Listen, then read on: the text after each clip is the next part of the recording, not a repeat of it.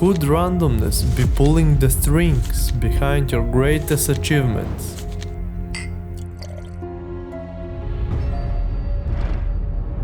And you don't even realize it. You'll be a multi-millionaire within the next 5 years. You can work harder, much harder. Harder, harder. Your success will always follow mine. The self-made millionaires, billionaires who started with nothing, the innovators who turned small ideas into global empires. The life coaches and gurus insist that if you just grind harder, if you simply adopt their mindset, you too can stand among them. You can share their fate. You've heard these stories and promises, haven't you? So, you've told yourself, if I work smarter, if I work harder, if I follow their advice, I will reach that pinnacle of success. I will share their fate. But what if there is more beneath the surface? What if all of these stories are incomplete? Something hidden, like an unseen force that lifts some people to success while leaving others behind. What if, despite all our talks of skills and perseverance, luck and randomness shape our destinies far more than we dare to admit? Look, if talent and effort were the main factors, wouldn't we see some straightforward patterns? Reality is messy, filled with brilliant minds who never catch a break and ordinary people who stumble into a staggering fortune. Hard work might explain modest success, but what about those runaways victories? Those extremes outliers that defy all logic? To be clear, this is not to say that the luck is the only ingredient in a successful working life. To take advantage of luck, you must have a base of preparation that includes skills, experience, perseverance, resilience, and so on. Showing up on time, wearing appropriate clothing, and working hard are all necessary first steps. But this doesn't explain why some people find runaway career success and others don't. Any more than the process of, for example, buying a lottery ticket, while a necessary step, can't explain why one person wins over another. This video isn't just about luck versus skill. We will uncover the hidden rule of luck in success, why it's often misunderstood, and the most important, how to navigate life once we recognize the power of randomness. Let's enter this territory of uncertainty together and see the world of success through a more honest lens. Ready? Let's begin.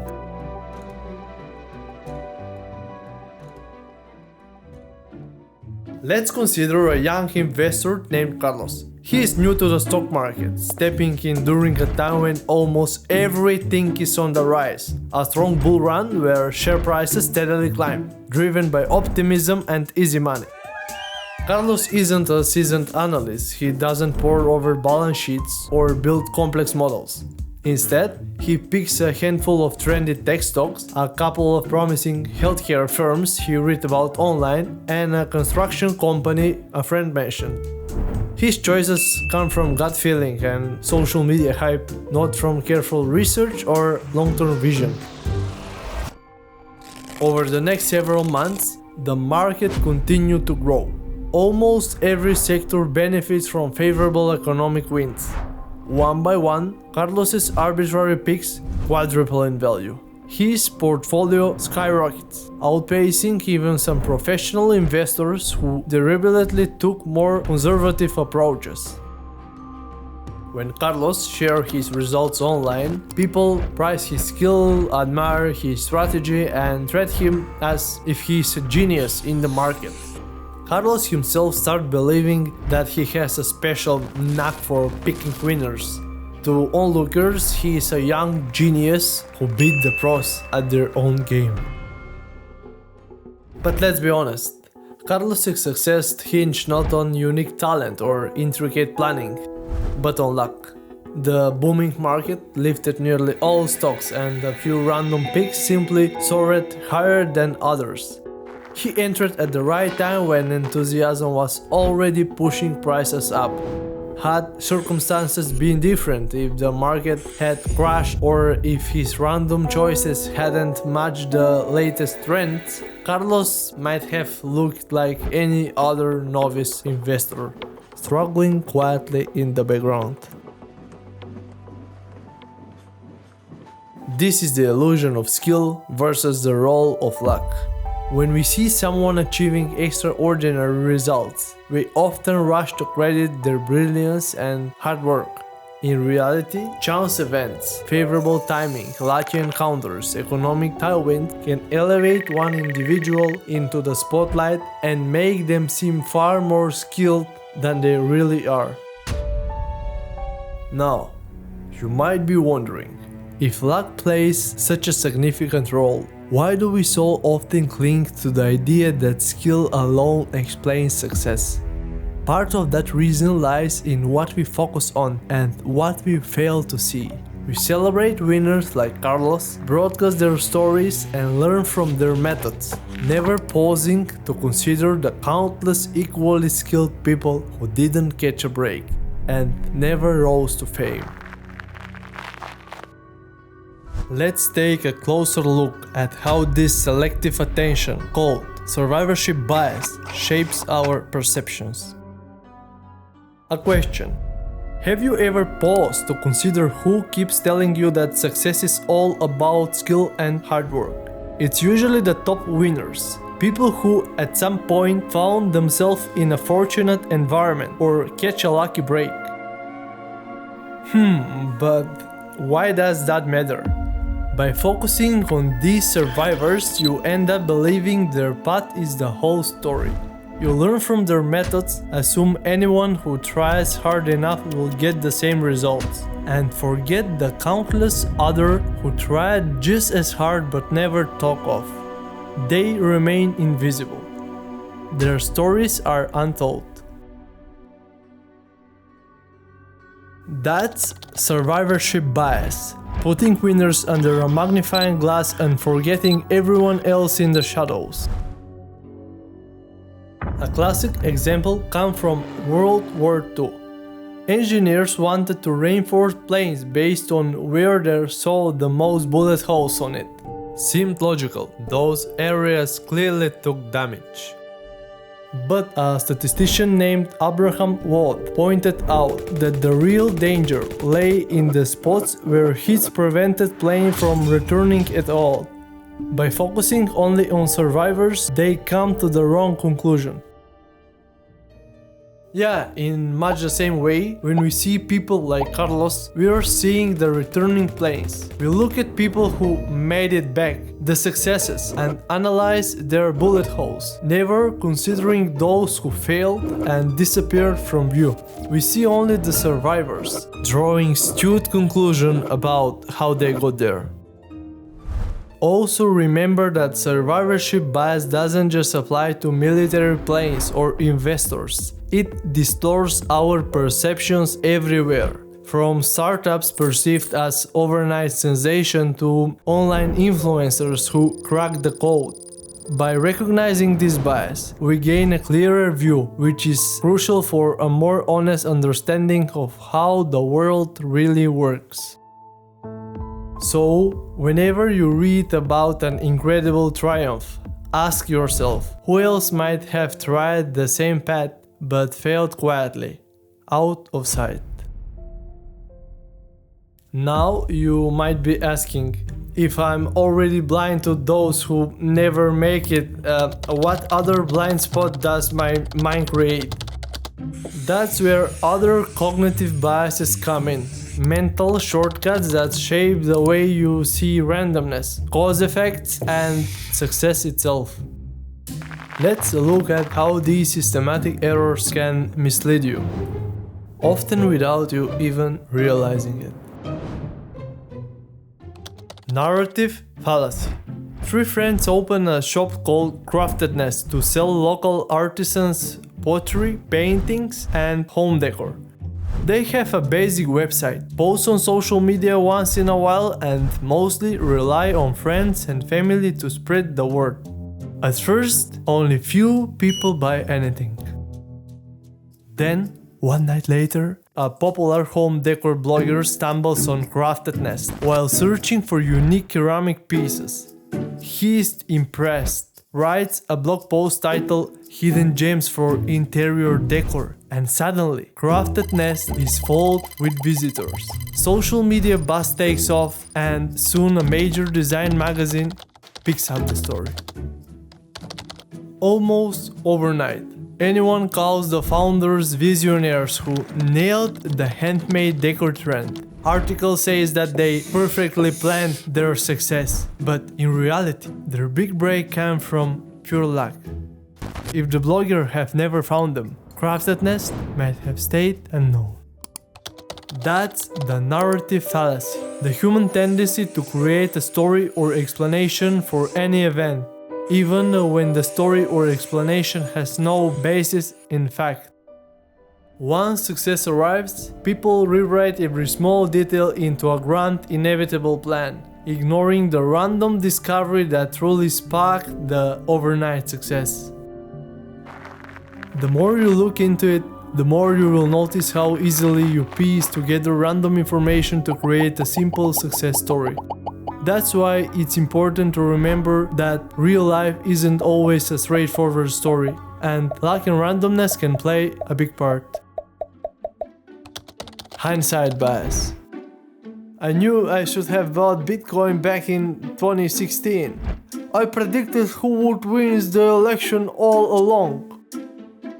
That's hindsight bias in action. Our tendency to look back at an unpredictable event and think it was easily predictable, also called the know-it-all-along effect. Once you already know what happened, you can't unlearn that information, so your memory of what you believed before changes. Is this really a problem? Yes, and here is why. Imagine you're a stockbroker making a risky investment on instinct. If it pays off, you might say, I knew it would work.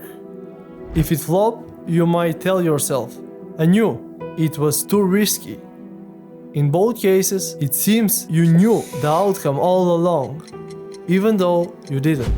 Hindsight bias can make you think you're better at predicting events than you really are, because you rewrite your memory to match what ultimately happened. As a result, you judge past decisions based on their outcomes, not on whether your decision-making process was sound.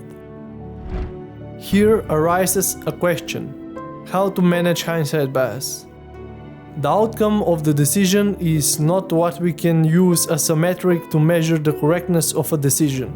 A mistake is not something to be determined after the fact, but in the light of the information until that point. Instead of saying, "And I knew it all along," ask whether you made the best choice with the information you had at the time. A good process can still lead to a bad outcome if random factors intervene, but it doesn't mean the decision was poor. Likewise, a very risky guess might succeed by chance. Yet, looking back, you will only see your successful prediction instead of the flimsy reasoning behind it. And ultimately, focus on improving your decision process, not on rewriting the past. If you do this, you will learn more from your experience and be less tempted to claim, I knew it all along, whenever chance spins in your favor or against it. Confirmation bias. Imagine Ben is certain a particular stock is about to go up. He reads article after article that supports the company's growth potential, dives into bullish social media posts, and only follows people who agree with his outlook. Meanwhile, he skips over any news hinting at declining revenues or pending lawsuits. Even if he does see something negative, he brushes it off, telling himself the critics don't really understand the stock's true value. But in reality, Ben has confirmation bias, the tendency to search for, interpret, favor, and recall information in a way that confirms or supports one's prior beliefs or values, while ignoring or dismissing anything that contradicts it. In finance or business, this can be dangerous. When you only look for evidence that your investment choice is correct, you might miss red flags that could save from a bad outcome. Worse yet, if the stock does shoot up, perhaps by pure luck, you will feel even more certain than you were right all along, further cementing your bias. Keep in mind that this bias isn't just dangerous in financial decisions, it can also lead to poor judgment in personal relationship, health, career, religion, and so on. The list is big. Solution: easy to say, hard to do. Instead of hunting for proof that you're correct, try actively looking for reason you might be wrong. Try to seek out the doubters and the negative reports, even if it's uncomfortable. In the end, remember that facing the short-term discomfort of opposing views can lead to far greater rewards, like better decision, fewer regrets, and improved judgment. Now that you see how your mind can twist random events into neat stories and predictable outcomes, the question is, if we are so easily misled, how can we possibly navigate a world ruled by randomness? One challenge on the way: the problem of induction. Assuming that because something happened repeatedly in the past, it must keep happening in the future. It's easy to see why this is tempting. If the sun rose every morning for as long as anyone can remember, you will naturally expect it to rise tomorrow. But that logic can break down in surprising or uncertain situations. The Dow's been shaky all week. Are you sure it can plunge, say 15% in a single day? 15%? No way, the market's been around for 35,000 days. It never dropped that much at once. Why would tomorrow be any different? I don't know, maybe things changed. Changed? Look at data. Every crash before stayed under 13%. If it's never happened before, so it can happen. Yeah, okay, sounds logical.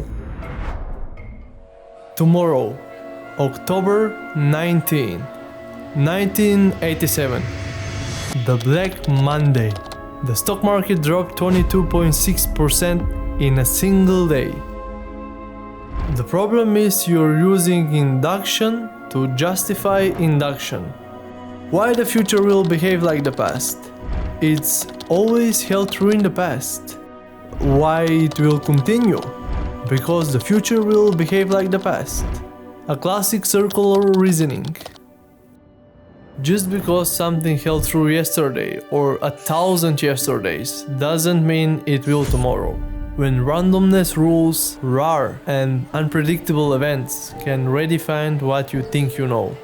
It doesn't mean you ignore history, but you should stay alert to the possibility that patterns can break at any moment. Life's complexity means that even when you spot those unexpected moments, there is a deeper intricacy at work.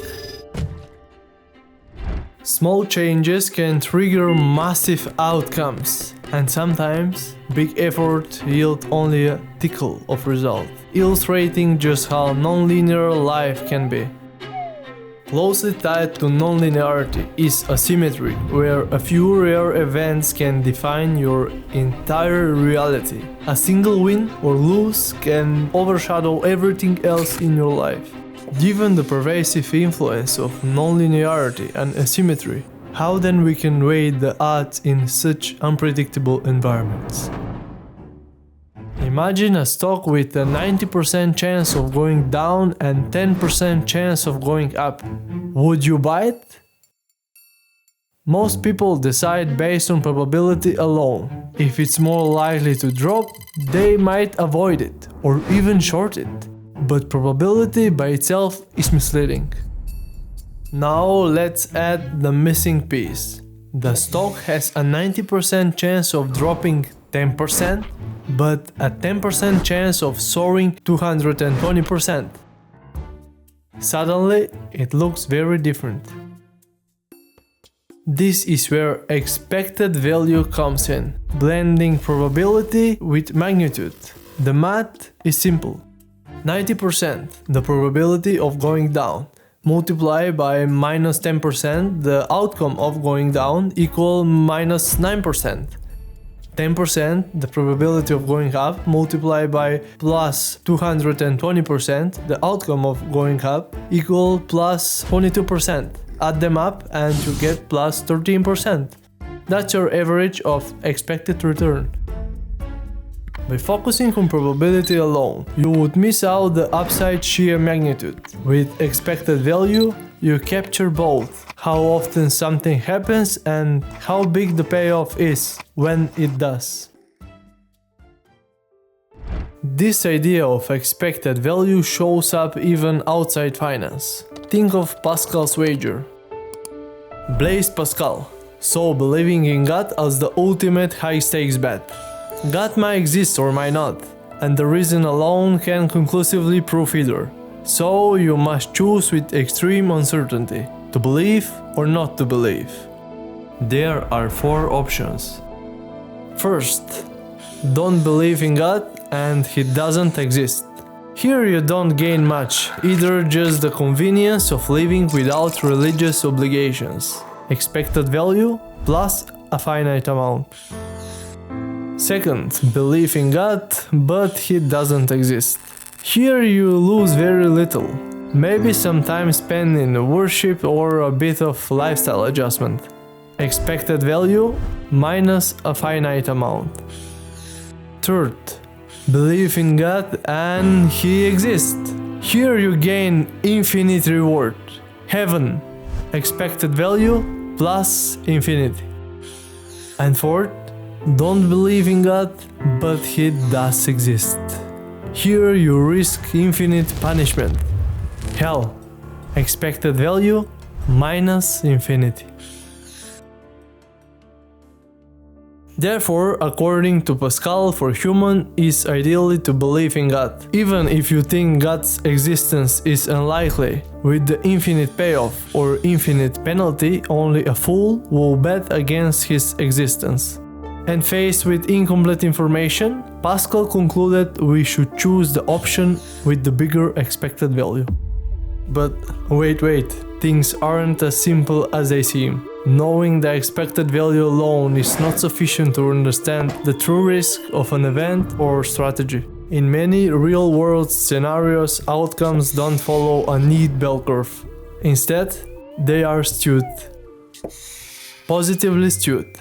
Example: a venture capitalist invests in 10 startups. 9 fail quietly, and 1 becomes a unicorn, worth hundreds of millions of dollars, pushing the average return way up. Negatively skewed. Conversely, you might collect steady premiums selling insurance or options. Lots of small, predictable gains, until a single catastrophic event that wipes out a years or maybe decades worth of gains. In a skewed world, it's not enough to say, on average everything's worked out fine. Rare events, positive or negative, can define your real outcomes. This ties back to our battle with randomness. A single outlier can reshape your entire story. Recognizing that extreme tail events aren't just possible but inevitable over long enough timelines makes you better prepared for both unpleasant shocks and extraordinary opportunities. So far you have seen how randomness can fool our minds, how illusions like survivorship bias or hindsight bias can lead us astray, and how nonlinearity and asymmetry might reshape everything we thought we know. The question is, what do we actually do about it? Here are 8 practical ways to handle randomness, plus 1 bonus concept with an example and lesson. First, acknowledge luck and embrace humility. Whenever you succeed, ask yourself, how might luck have helped me here? This mindset prevents overconfidence that only blinds you to hidden risks. 2. Focus on process, not just outcomes. Before making a risky move, like a major investment, examine your rationale thoroughly. Then, once you see how things play out, review whether your approach was sound, regardless of whether you succeed or failed, because hindsight can trick you into know it all along. 3. Filter out noise to avoid emotional reactions. Limit exposure to continuous news. Only check significant changes, like a threshold percentage you define. This strategy helps you avoid emotional decisions driven by short-term noise rather than genuine signals. 4. Plan for failure. Anticipate your emotional reactions. Set predetermined rules for when you exit a losing position or how much risk you will tolerate. Then, when the chaos hits, you are less likely to panic or double down from fear. 5. Stay adaptable. Don't marry to your positions. Avoid becoming wedded to a single position or belief. If conditions change, be ready to pivot rather than doubling down on a failing approach. 6. Don't oversimplify complex problems. When confronted with a big decision, map out multiple possible scenarios, including extreme outliers, rather than reducing everything to a simple yes-no or bull-bear stance. 7. Aim to be a crisis hunter. Allocate some capital to capturing unusual upside or hedging catastrophic downside. In other words, expect the unexpected. Realize that extreme outcomes, both catastrophic losses or huge windfalls, are more common than standard statistical models imply. 8. Recognize biases at play.